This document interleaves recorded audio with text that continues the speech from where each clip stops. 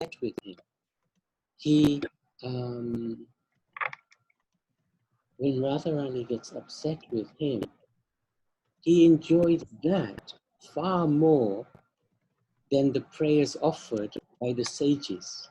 Because the prayers offered by the sages are in awe and reverence, whereas Radharani's anger at him is out of pure love, but it's unpredictable. Then he has to work hard to get her pacified, and that's what he relishes. So the rasas are in him, but at the same time, he's got no control over the personalities owning those rasas. So even when the rasas are within him, of all the relationships within him, even then he has no control of them if they're within him. So that was before they take a personal form. No, that I'm not sure. That's a very detailed. Is that just a weird question? Because maybe I haven't understood something, and that's why. No, there's no weird questions. Yeah, I think when they're in him, they're under control. But as soon as they come out, because then they take their own life. Okay. Because even the rasas are personalities. They have a Okay. relationship with the Supreme Lord. Interesting thought process. Interesting process. And if you want to think more through that, and we'll do some research as well. Very interesting questions. Very interesting questions. Thank you. Thank you. And the other question I had was, why is it that the Bhakta enjoys more than the Lord? Because it was a follow-on question from yesterday. Because the Lord, He is the supreme enjoyer. But when he's seeing Radha worship him, or not worship him, serving him or making him happy, she's feeling more joy than he is. And he's thinking, how is Radha enjoying more than I am enjoying? What is she seeing in me what is she relishing in me? What is that most beautiful personality, far more beautiful than I am, relishing in me that I can't relish in me? That's where his limitation is. He can't relish the beauty in him as much as Radha relishes the beauty in him. So she's enjoying more than he is. And he's then, as Chaitanya Mahaprabhu, capturing her bhav. He's capturing her mood and trying to understand what is it. And even Chaitanya Mahaprabhu, I don't know if you've read any pastimes, but especially when he took sannyas and he was in Jagannath Puri, he just couldn't contain the love that Radha had for him. It was within him, but he couldn't contain it. His bodily parts would extend. He would be scratching his face against the wall. He would be beating his body. It was so intense, that love that Radha has. So even as Chaitanya Mahaprabhu, as Krishna, he stole that bhav, still he couldn't completely control it. Okay. Thank you. Thank you for that, Prabhu. Yeah, now this is a very, deep and try to understand from Krishna's point of view as to what the relationships are of other people, other living entities, or they're all his part and parcel anyway, and he is expanded and quite rightly, Krishna is eternally a youthful personality. And, when we understand the pastimes in Vrindavan, how the different devotees interact with him, like the gopis and the gopals and cowherd boys, and they enjoy that relationship with Krishna. And Krishna actually reciprocates, and he enjoys the relationship with them as if like they're sitting on, looking after the cows and sitting on the grass and eating and sharing each other's food and this, and then they're enjoying them. So that's the pleasure potency of Krishna. And as far as Radha and Krishna go, it's quite a deep relationship. But when Krishna leaves Vrindavan and then Radha's mood and the gopis' mood of separation is even more intense, it's like the love of a person increases even more in separation rather than in presence of each other. So it's quite a deep aspect to try to understand from our kind of material kind of concept, because we are subjected to past, present, and future, and relationships which are from a, in some sense is like a perverted sense that we start to see relationships. But then also dasis enjoy more, because many examples of how the butlers or the servants understand the master's mind and what they like and what they don't like and what they would, and they serve them quite nicely, the servants. So the butlers sometimes is like acting like, well, they're servants, but they seem to enjoy that relationship with the master, and they'll, it's quite a few examples, but that's in a material sense as well, that, the servants are enjoying serving that in that mood. I was just going to mention, like, a mother cooking for the child, she would enjoy, that feeding the child more than the child would be, eating that prasad. That the enjoyment, to feed one's child is more, isn't it? So that's what the bhakta and Krishna's love is like as well. All right, thanks, Mataji, and thank you, Madhusudan Prabhu, as well. And That makes sense more. Yeah, that's made more sense as well. Unfortunately, she does make a lot of sense. No, your stuff as well, Prabhu.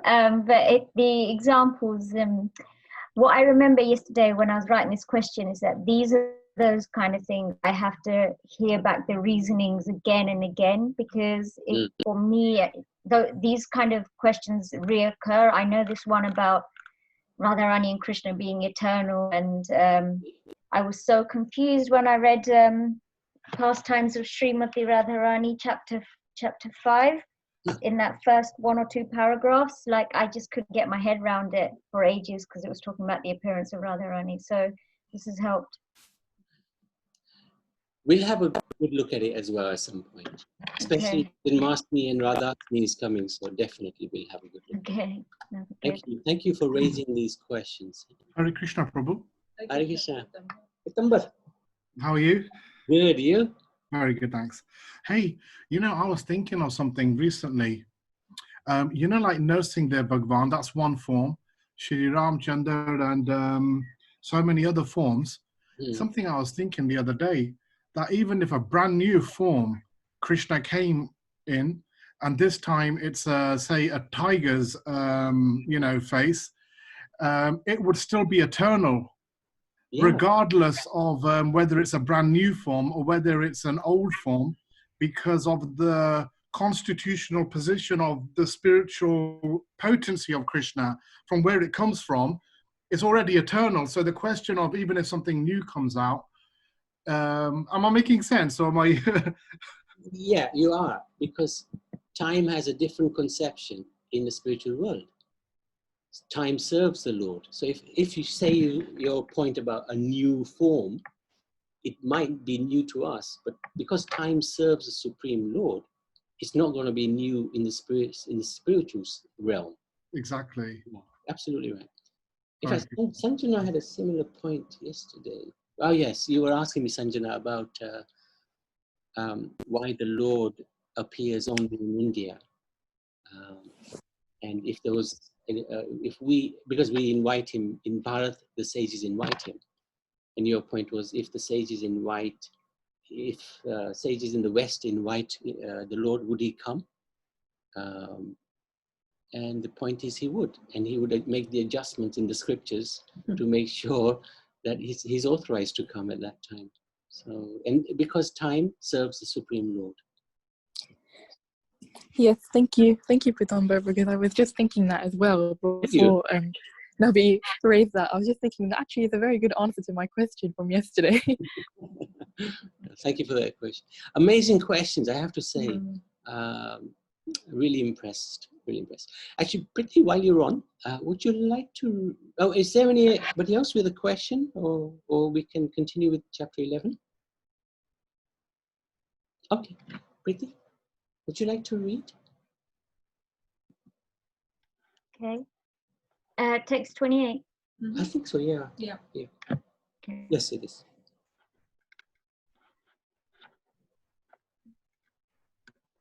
As many of the waves of rivers flow into the ocean, so do all these great warriors enter blazing into your mouths. Text 29. I see all people rushing full speed into your mouths as moths dash to destruction in a blazing fire. Text 30. O Vishnu, I see you devouring all people from all sides with your flaming mouth, covering all the universe with your effulgence. You are manifest with terrible scorching rays. Text 31. O Lord of Lords, so fierce of form, please tell me who you are. I offer my obeisances unto you. Please be gracious to me. You are the primal Lord. I want to know about you, for I do not know what your mission is. Oh, sorry. I think. That was yesterday, yeah. Ah, yeah, Jayanti just said, actually. You wouldn't believe me. Okay. Yeah, sorry, yeah. Here we Okay. are. Carry on, 32. Text 32. The Supreme Personality of Godhead said, Time I am, the great destroyer of the worlds, and I have come here to destroy all people, with the exception of you, the Pandavas. All the soldiers here on both sides will be slain. Text 33. Therefore, get up, prepare to fight and win glory, conquer your enemies, and enjoy a flourishing kingdom. They are already put to death by my arrangement, and you, O Savyasati, Savyasati, Yeah. can be but an instrument in the fight. Text 34. Dron, Bhishma, Jayadratha, Karn, and all the other great warriors have already been destroyed by me. Therefore, kill them, do not be disturbed. Simply fight, and you will vanquish your enemies in battle. Text 35. Sanjaya said to Dhritarashtra, O king, after hearing these words from the Supreme Personality of God, trembling Arjuna offered obeisances with folded hands again and again. He fearfully spoke to the Lord Krishna in a faltering voice as follows. Text 36.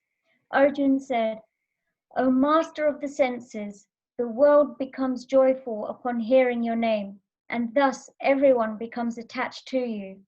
Although the perfected beings offer you their respectful homage, demons are afraid and they flee here and there. All this is rightly done. Text 37. O Great One, greater even than Brahma, you are the original creator. Why then should they not offer the respectful obeisances unto you? Limitless One, God of gods, refuge of the universe, you are the invincible source, the cause of all causes, transcendental to this material manifestation. Text 38. You are the original personality of Godhead, the oldest, the ultimate sanctuary of this manifested cosmic world. You are the knower of everything, and you are all that is knowable. You are the supreme refuge above the material modes, O limitless form. The whole cosmic manifestation is pervaded by you. Text 39. You are air and you are the supreme controller. You are fire, you are water, and you are the moon. You are Brahma, the first living creature, and you are the great grandfather. I therefore offer my respectful obeisances unto you 1,000 times and again and yet again. Text 40. Obeisance to you from the front, from behind, and from all sides. O unbounded power, you are the master of limitless might. You are all-pervading, and thus you are everything. Text 41 to 42. Mm. Thinking of you as my friend, I have rashly addressed you, O Krishna, O Yadava, O my friend, and not knowing your glories. Please forgive whatever I may have done in madness or in love. I have dishonored you many times, jesting as we relaxed, lay on the same bed, or sat or ate together, sometimes alone and sometimes in front of many friends. O infallible one, please excuse me for all the offenses. Text 43. You are the father of this complete cosmic manifestation, of the moving and the non-moving. You are its worshipful chief, the supreme spiritual master. No one is greater than you, nor can anyone be one with you. How then could there be anyone greater than you within the three worlds? O Lord of immeasurable power. Text 44. You are the supreme Lord to be worshipped by every living being. Thus I fall down to offer you my respectful obeisances and ask your mercy. As a father tolerates the impudence of his son, a friend the impertinence of a friend, or a husband the familiarity of his wife, please tolerate the wrongs I may have done you. So thank you very much, Peter. That was probably the longest theme that we've gone through. You read it so very well. Thank you. Appreciate that. Thanks. And so the That penny last text is funny. Or a husband, the familiarity of his wife. Yeah. Yeah, so true. What? Yeah. Now we always honor the wife. She makes lunch. We got to make sure. Otherwise, could be hungry. Hey, Mother Sudden. The pennies finally dropped with Arjun. Up to now, even the 10th chapter, he did say all these things, but he may not have completely believed it because now Krishna has shown him his universal form, and it's immense, overpowering, and fearful. So finally, he has accepted Krishna as a supreme personality of God. First thing Krishna says, text number 32, time I am the destroyer of the worlds. This is Krishna's advice. And the opposition is already destroyed. So this is showing the future. And Krishna is very clear to Arjuna, just become my instrument. The job is already done. All you have to do is take the glory. And then appreciating the Lord's greatness, Arjuna offers his obeisance. He doesn't even know where to offer it. He's saying, I'll offer it from the back, the front, the sides. Where do I offer my obeisances? You're everywhere. And then, of course, as you very nicely read, he apologizes for being so close to him. Familiarity breeds contempt. I remember serving Guru Maharaj, and you serve him for many days at a time, and unfortunately, you get familiar with the spiritual master, not really appreciating his greatness. So it's a dangerous place to be, because you could even take him to be an ordinary person, just like Arjuna took Krishna, almost like an ordinary person, sitting on the same bed, eating at the same time, etc. What's the lesson from this? Don't waste time. Time, I am the great destroyer of the worlds. And time is our most valuable possession. Once time goes, we can't get it back. You can try to pay £1 million. Alexander the Great was on his deathbed, and he said to his physicians, I'll give you anything you want. Give me a few moments. And the physician said, no, you're going to die. You got malaria from India. You got no hope.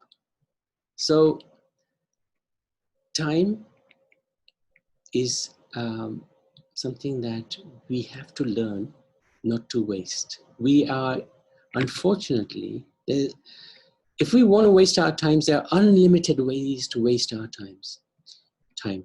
If we want to give our time to Krishna, he'll find unlimited ways to serve him. And what he will do, he'll extend time to allow us to serve him more. This is what he did with Prabhupada. Otherwise, how is it possible that a 70, 75, 80-year-old man could translate 60 books, could build a worldwide mission, build 108 temples, 5,000 disciples, travel around the world 14 times, Manage all the temples. manage all the hassle, and my goodness, he extended time for Prabhupada to do it. And we can find that, we can experiment that And ourselves and chant, etc. Yeah, sadhana. So we can experiment ourselves, try to do more rounds, try to read more, and you'll see you have actually got more time to do the bhakti. Krishna extends our time. Alternatively, we can really waste our time. TV, social media is a really huge one at the moment. Too much news, watching the news, coronavirus, this and that. Depressing, but it's only new things, new things happening, old things happening to new people. That's all it is. That's all news is. It's the same thing happening to different people. Somebody's dying, somebody's born, somebody's married, somebody's getting, the virus. Gossip, another way we waste our time. Complete waste of time. And in fact, that can even turn into offensive apparats, because if we talk behind the backs of devotees, that's really not good. Mobile games. We see so many people, not nowadays because we don't go out so much, but people playing solitaire.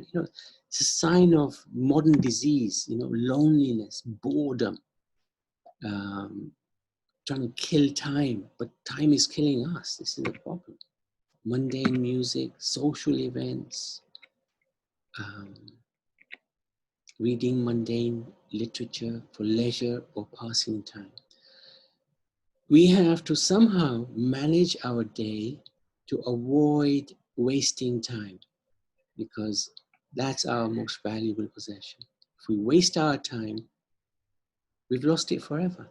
But if we utilize our time properly in God's service, Krishna consciousness, and that's the proper usage of time, and Krishna will assist us and give us more time to serve him. Guaranteed. Experiment it yourself. So that was a theme. That was a lesson I wanted to pick up from this theme. Krishna is time. He will destroy everything. But if we serve Krishna, he can adjust the time for us.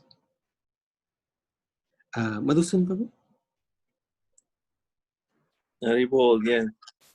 It's quite interesting here how Arjun is actually responding to this universal form that he is saying. And although, Prabhupada in the purport, just basically also says that although Arjun is seeing this form, he still hasn't actually forgotten his relationship with Krishna.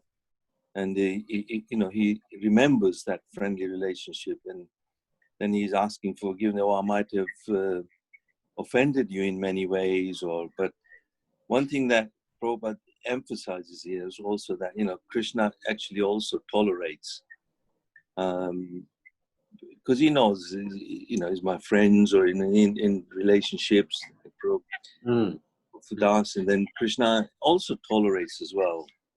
Sometimes we may call each other or offend each other or anything like that.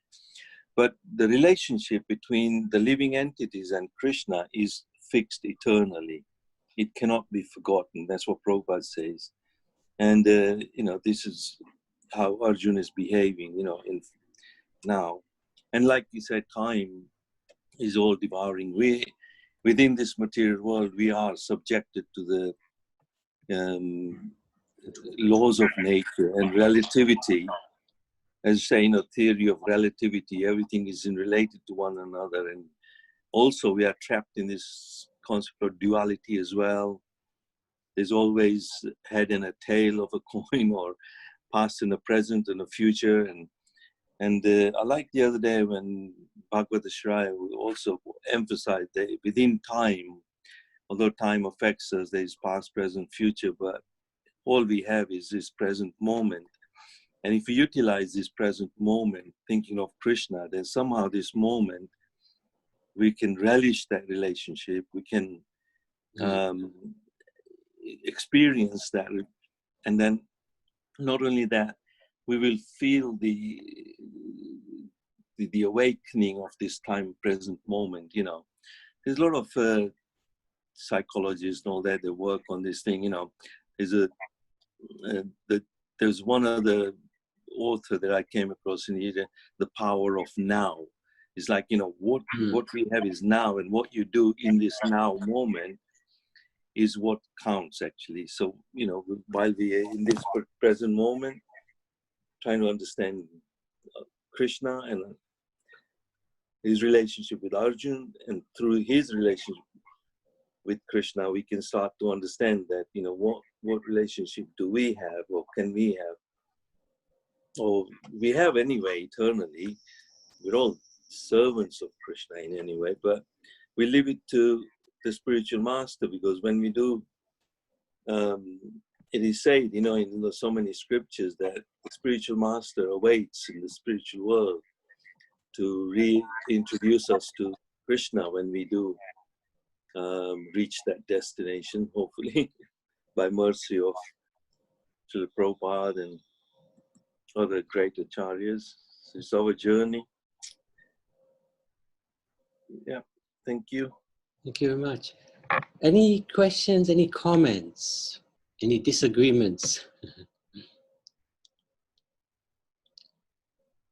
I like this point about the living in the moment, because most of the time we're living in the past, regretting, you know, like feeling sad that we've lost something, or we are worried about the future, fearful that we will lose something that we possess.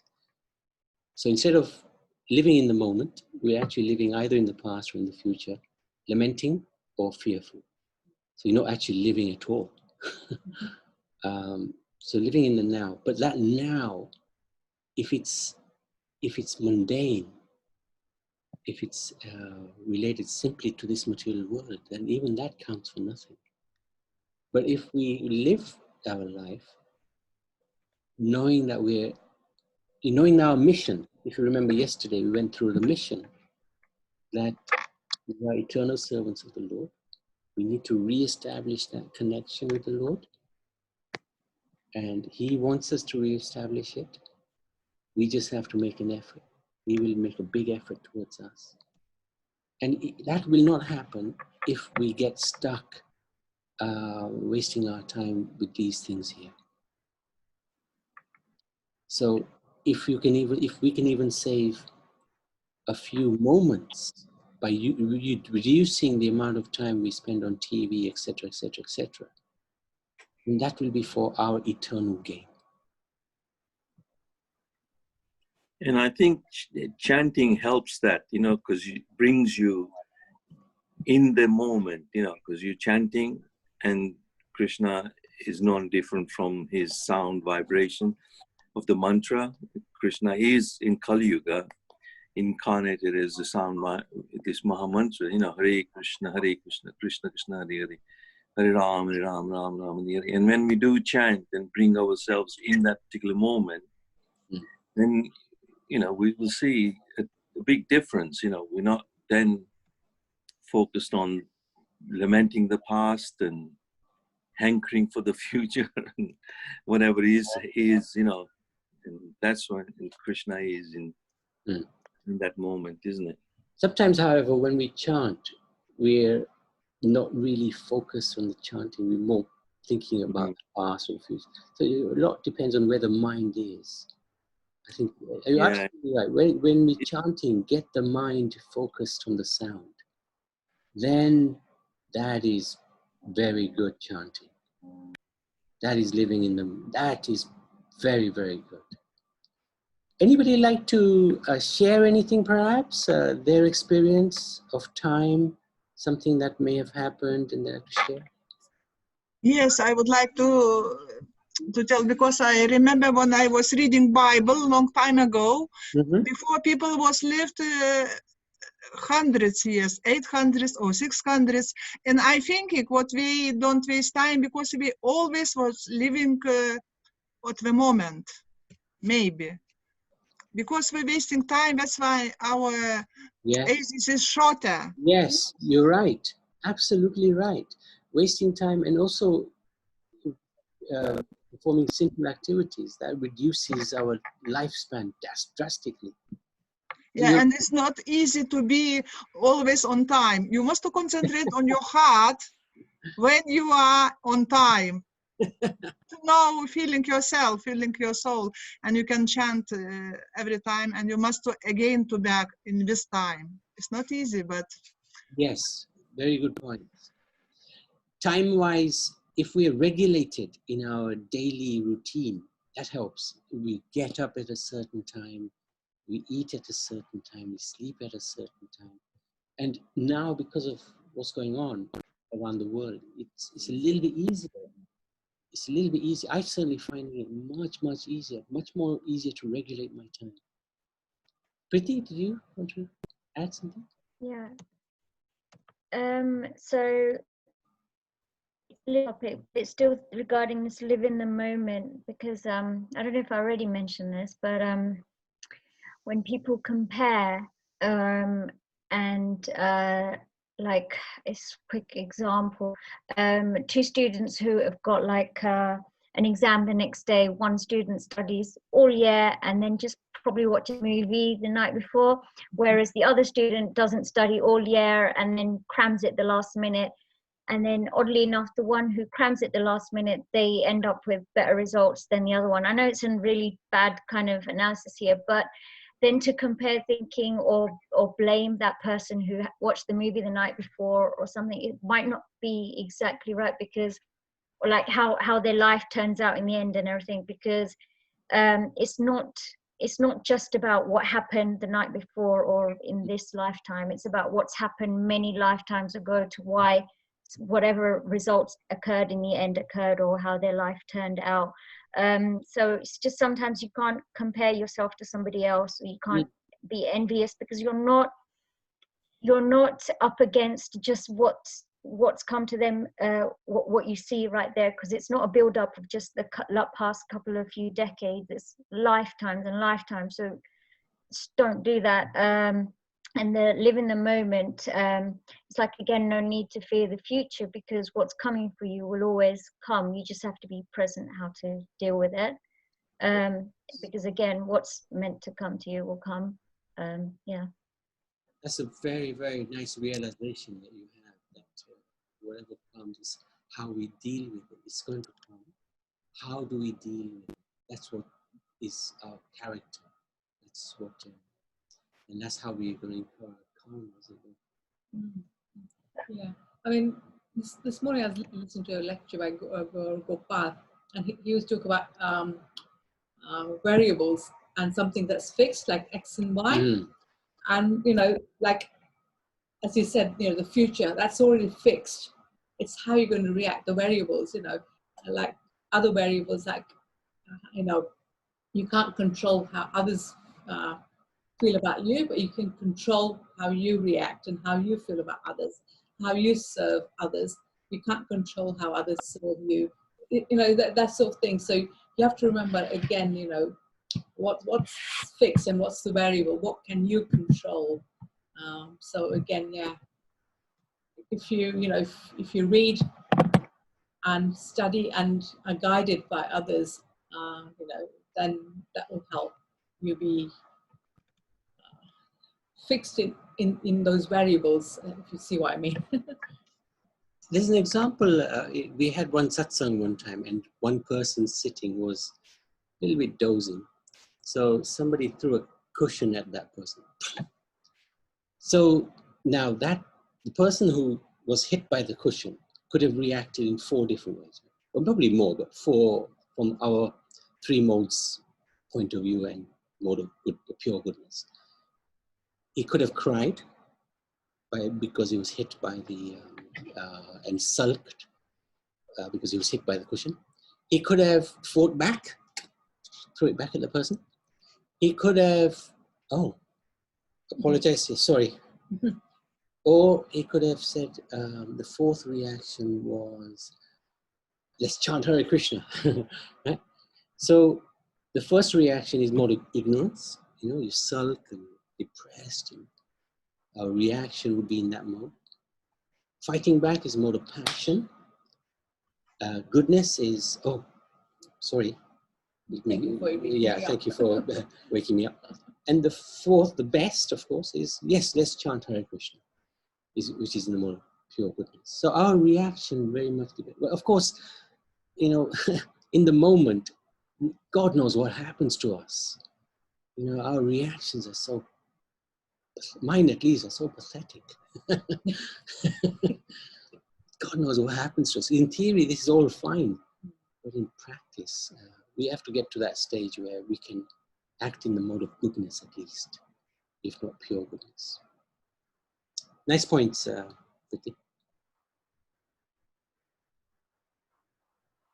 Anybody else would like to share anything else?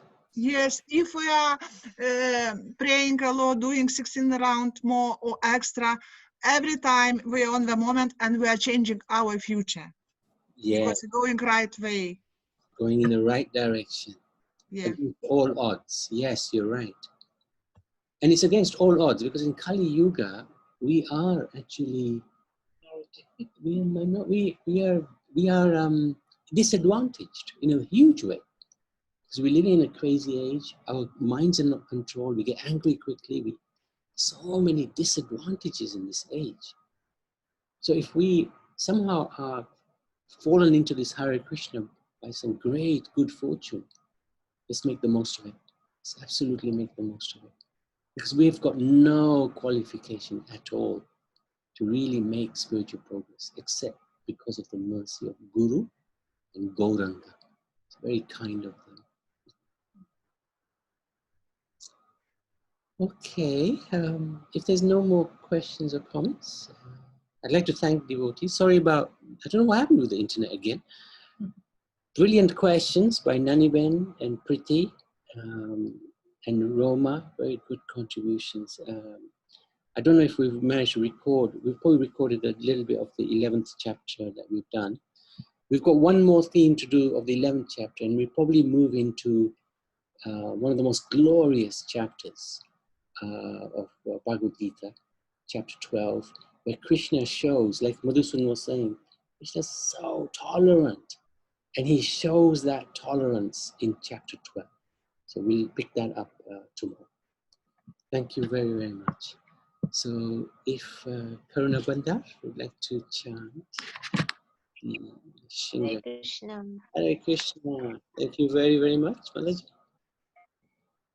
Shri Lakshmi Nrsimhadev ki jai, Prahlad Maharaj ki jai, Shri Prabhupada ki jai, Guru Maharaj ki jai. Narasingha Kavacham Vakshe, Prahladena Ditam Pura, Sarvarakshakaram Punyam Sarvupadravanashanam, Sarvasampatkaram Chaiva Swargamuksha Pradayakam, Dhyadva Narasimham Devesham, Hema Simhasanasitam. Vivitasyam Trinayanam Sharad Indushamabhavam Lakshmyalingitavamangam Vibhutibirupashitam Chaturbhujam Komalangam Swarnakundara Shobhitam Shriyasu Shobhiturastam Ratnakeyuramudritam Taptakanchana Shankasham Pita Nirmalavasasam Indradi Suramolishta Suranmanikya Dishtivi Virajita Padagambam Shankachakradihetibhi Garutmatakcha Vinayat Stuyamanam Mudanvitam Sarita Kamala Samvasam Kritva Tukavacham Pati Narasingho Me Shira Patu Lokarakshat Sambhava Sarvagopi Stambhavasa Palam Me Rakshatu Dhvanim Narasingho Me Drishau Patu Soha Surnyani Lochana Smritam me patu narahari muni varya stuti priya नाशं मे सिंहनाशस्तु मुखं लक्ष्मीमुखप्रिय सर्वविद्यादिपापातु वक्त्रं नरसिंहोरसनां मम वक्त्रं पाद्विन्दुवदनं सदा प्रह्लादवन्दित नरसिंह पातु मे कण्ठं स्कन्दो भूहरनान्तकृत् दिव्यास्त्रशोभितभुज नरसिंह पातु मे भुजौ करौ मे देव वरदो नरसिंह पातु सर्वदा हृदयं योगी साध्याश्च निवासं पातु मे हरि मध्यं पातु हिरण्याक्ष वक्षा कुक्षिविदार्दन नाभिं मे पातु नरहरि स्वनाभि ब्रह्म संस्तुत ब्रह्माण्डकोटया कट्यां यास्यसौ पातु मे कटिं गुह्यं मे पातु गुह्यानां मन्त्राणां गुह्यरूपदृक् उरुमनोभव पातु जानुनि नररूपदृक् जाङ्गे पातु धराभार हर्ता योऽसौ नृकेशरी सूरराजप्रदः पातु पादौ मे नरहेश्वर सहस्रशीर्ष पुरुषः पातु मे सर्वसस्तनु महोग्रः पूर्वतः पातु महावीराग्रजोन्नितः